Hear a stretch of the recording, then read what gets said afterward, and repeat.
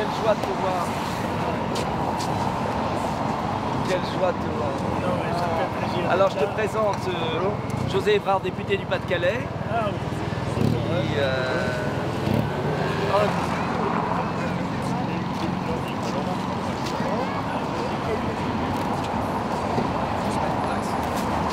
Voilà. Voilà, François, viens avec moi.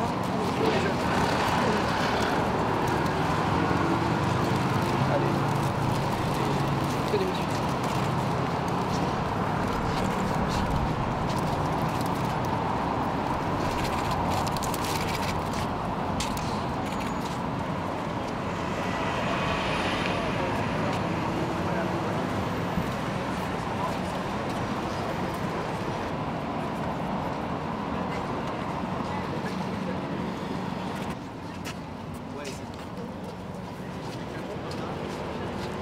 Tous les ans, le 18 juin, on est là.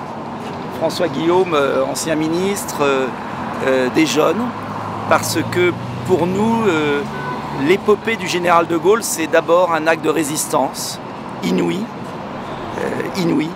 et qui nous invite au courage. Voilà. Et on n'est pas là simplement parce que c'est le 80e anniversaire, on est là tous les ans.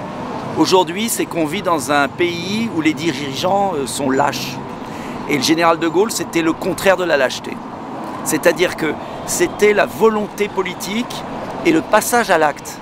Parce qu'il y a plein de gens intelligents qui disent des choses très intelligentes. Il y a plein de discours.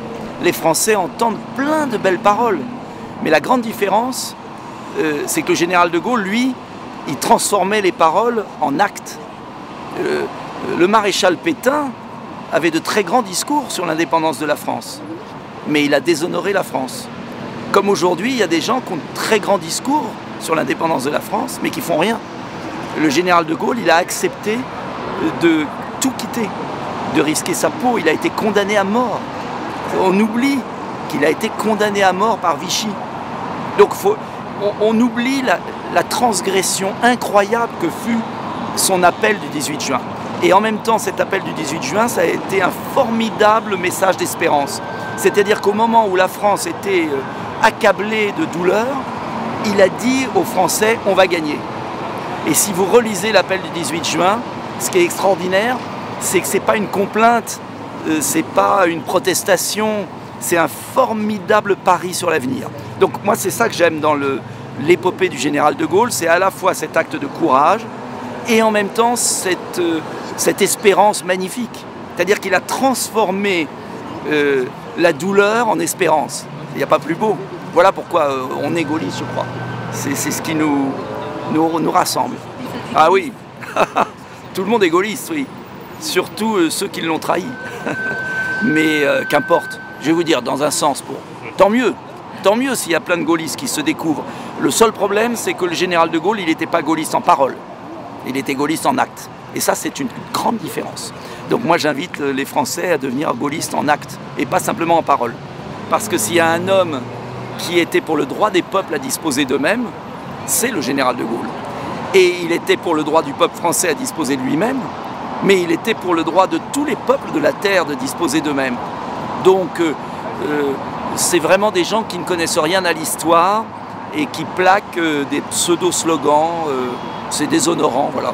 Ils déshonorent eux-mêmes, voilà. Mais De Gaulle est bien plus fort que tous les abrutis qui vont essayer de le salir.